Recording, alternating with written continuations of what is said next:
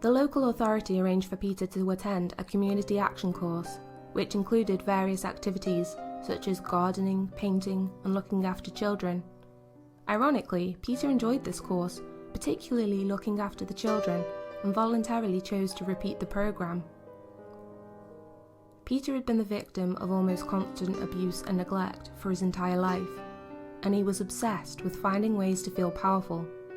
This desire for power over others manifested itself in his obsession with martial artist Bruce Lee. Peter would compulsively watch the Kung Fu film star, and in 1979 he changed his name by deed poll to Bruce George Peter Lee. He would later be charged under the name Bruce Lee. Peter, or Bruce as we should now call him, had reached the age of 18, and as such became too old for social care, so he was left to find his own way in the world. He occasionally stayed with his mother, but their relationship hadn't improved, and she was still heavily into alcohol, so Bruce often slept on the streets or in local hostels. He did manage to get a low-paid labouring job at a meat market, and also claimed unemployment benefit to get by. In his free time, Bruce would frequent the local public toilets, where he would meet younger boys and encourage them into having sex. It was one of these homosexual partners, a 15-year-old local boy named Charlie Hasty, who would be his next target. Charlie sometimes asked for money after these sexual encounters with Bruce, and on other occasions he would forcefully take his payment. Bruce later said that Charlie had been blackmailing him by threatening to go to the police unless Bruce paid him. Charlie, at aged 15, was underage, and Bruce was afraid of what might happen to him. The humiliation of this slight by the younger boy enraged him.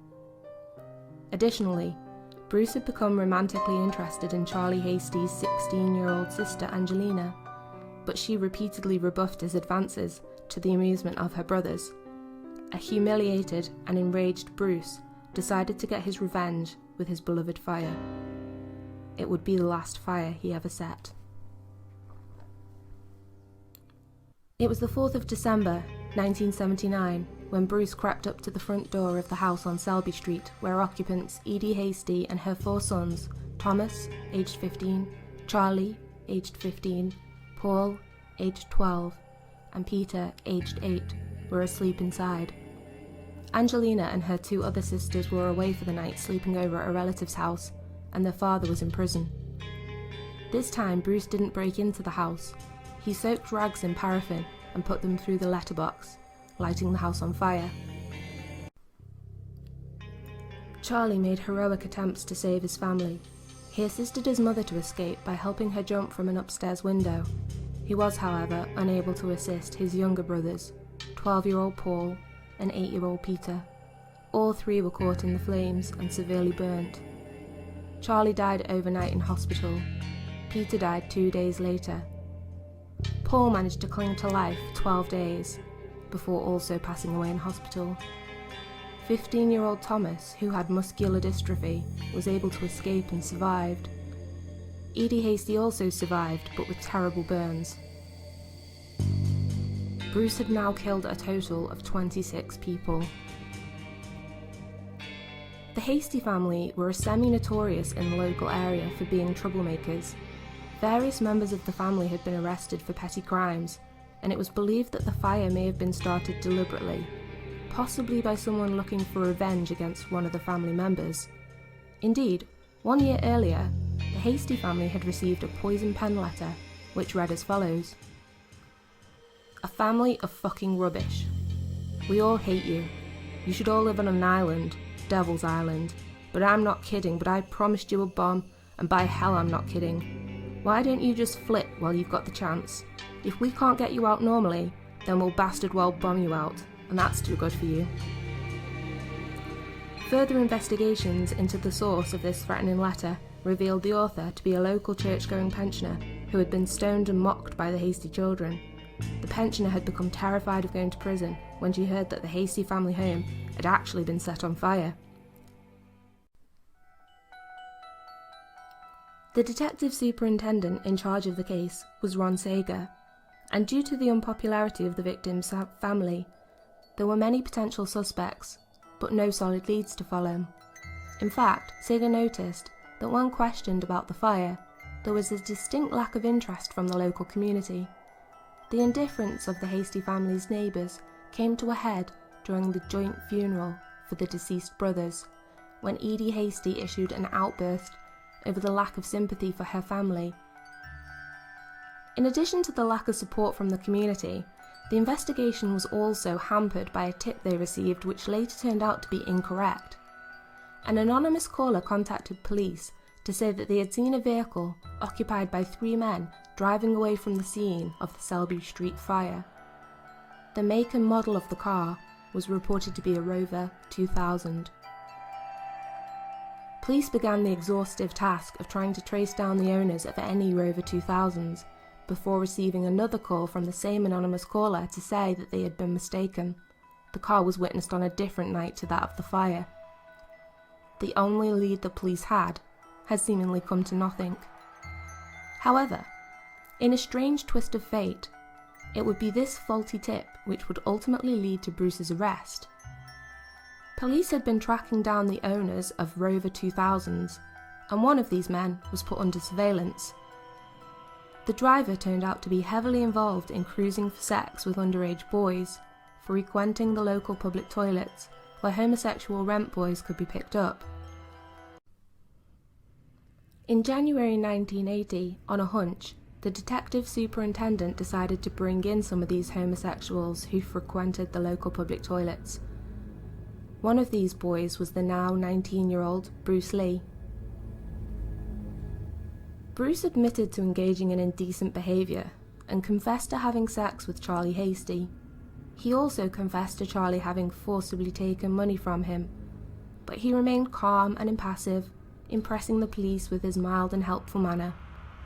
Having gained as much information as they could at that stage, the police let Bruce go. It would be another 6 months before Bruce was invited back to the police station for further questioning. His relationship with Charlie having been established, the police decided to probe it a little further. It was Detective Superintendent Ron Sager who sat down with Bruce to conduct the second set of interviews. The police staff brought Bruce cups of tea, fish and chips, and treated him well. Sager would later confess to having liked Bruce, and to feeling sorry for the diminutive, disabled but affable boy. Once he was well fed and comfortably relaxed, the interview began. It had been more than 6 months since the arson attack on Selby Street, and with little else to go on, Sager decided to try a bluff tactic. "Bruce," he said, "I'll be quite blunt with you. I think that you started that fire at the Hasty family's home, and that indecency with Charlie is probably the cause of it all somehow." To his shock and surprise, Bruce replied, "I didn't mean to kill them." Bruce continued by explaining his thoughts that December evening. "One night I am thinking I'm going to go to Charlie's house and set it on fire and give him a real frightener." He went on to explain in great detail how he had walked down the path, pouring paraffin through the letterbox, and then after 2 failed attempts to light a match, he lit some pieces of newspaper and pushed it through the letterbox to set the paraffin alight. What Sager didn't know was that this wouldn't be Bruce's only confession. Having been charged with the arson on the Hasty property, Sager returned to question Bruce again the next day. He asked if Bruce had set any other fires, and after a pause, Bruce replied, "Do you know something?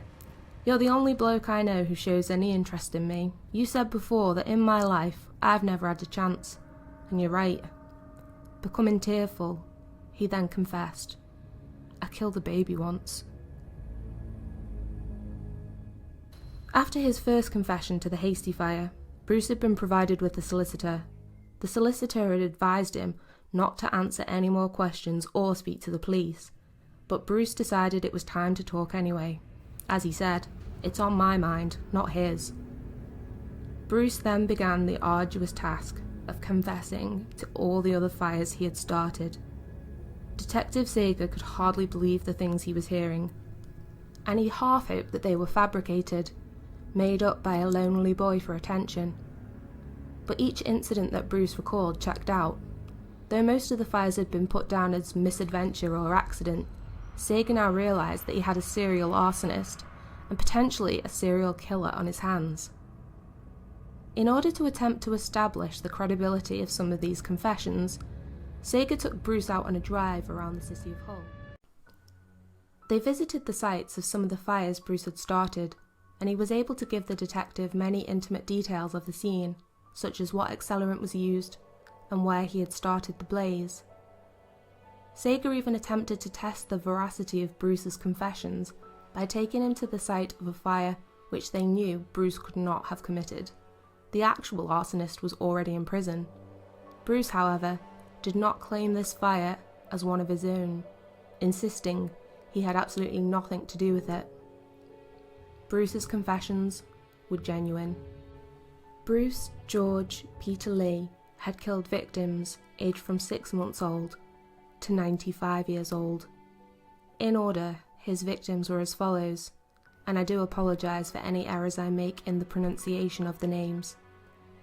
6-year-old Richard Ellerington, 72-year-old Bernard Smith, 34-year-old David Brewer, 82-year-old Elizabeth Rockaher, 1-year-old Andrew Edwards, 6 months old Katrina Thacker, 95 years old Harold Ackerster, 83 years old Victor Consett, 83 years old Benjamin Phillips, 82-year-old Arthur Elwood, 82-year-old William Holt, 80-year-old William Carter, 77-year-old Percy Sanderson, 75-year-old John Reeby, 73-year-old William Beals, 73-year-old Leonard Dennett, 65-year-old Arthur Hardy, 13-year-old Deborah Hooper, 7-year-old Mark Jordan, 24-year-old Christine Dixon, 5-year-old Mark Dixon, 4-year-old Stephen Dixon,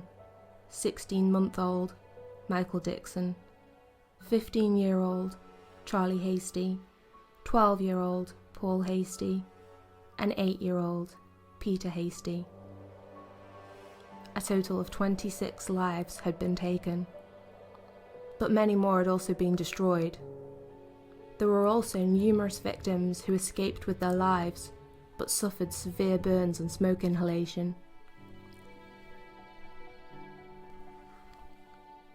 Two such survivors were 27-year-old pregnant Rosabelle Fenton and her 7-year-old daughter Samantha, who were able to escape a fire started by Bruce at their flat on June the 21st, 1979.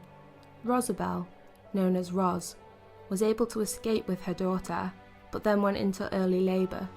Her unborn baby could not survive the smoke inhalation and was stillborn. Roz spoke to the Myra newspaper in 2016 about that horrific night. She says, "It was just awful. That little baby inside me couldn't survive the smoke inhalation." Recalling the terrible injuries she suffered, Roz stated, "My face was a mess. My chin was stuck to my chest, and curtains of burnt skin were hanging from my arms."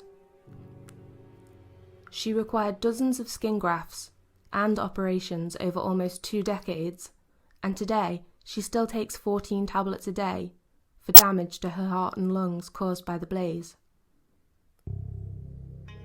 While Bruce was waiting for his trial to start in relation to his murderous spree across the East Riding of Yorkshire, another infamous serial killer had just been arrested after a large-scale manhunt across the West Riding of Yorkshire. Peter Sutcliffe, known as the Yorkshire Ripper, was arrested on the 2nd of January 1981, and his upcoming trial largely dominated the media. Suddenly the atmosphere at the Old Bailey became charged with expectancy. Boxes of documents were carried inside. Police muttered urgently into their radios, and then at exactly 9:36, the wail of police sirens heralded the arrival of the man who has become known simply as the Ripper. As the armoured van disappeared beneath the heavy studded portcullis of Newgate Street down the ramp to the cells, the crowd was exceptionally silent. Minutes later, Peter William Sutcliffe was in the dock, pleading diminished responsibility. After the hearing, Anna Rogulski, a Yorkshire woman of 39 whom Sutcliffe had admitted trying to murder, was led from the court, apparently in tears, to an office nearby. And then it was all over.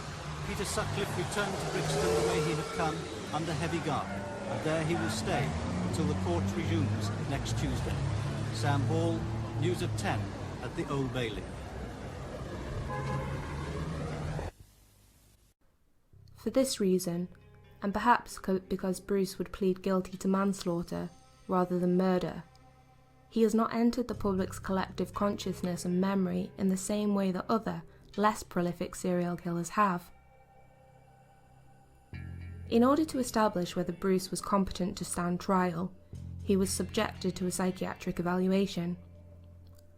One legal report produced in relation to his offending stated that he was likely to continue to be sexually aroused by thoughts or acts of fire setting, particularly in relation to killing people by fire. Indeed, Bruce admitted to wanting to start a fire in his cell while awaiting trial, and he also acknowledged his desire to set his mother on fire. Following the relevant psychiatric evaluations, Bruce was, however, found to be sane and fit to stand trial. On January the 20th, he pled guilty to 26 counts of manslaughter on the grounds of diminished responsibility and 11 counts of arson, acknowledging recklessness as to whether life was endangered. The diminished responsibility defence in English law is based on the principle that the offender cannot be charged with murder if he is suffering from a mental abnormality which arises from a medical condition, and this substantially impairs the defendant's ability to understand the nature of the act, form a rational judgment, or exercise self-control. Bruce had experienced disability, neglect, and abuse. He was disadvantaged physically, emotionally, and socially, and his defence of diminished responsibility was accepted. The judge, Mr. Tudor Evans, recommended that Bruce be detained in a maximum security mental hospital for life. Bruce was originally detained in Park Lane Special Hospital in Liverpool. This would later become known as Ashworth. He was then later transferred to Rampton Secure Hospital in Nottinghamshire, one of 3 maximum security mental health hospitals in England, with the other 2 being Ashworth in Liverpool and Broadmoor in Berkshire. Bruce reportedly settled into life at the special hospital and managed to make friends with some of the other residents. Life in a secure facility is routine and orderly.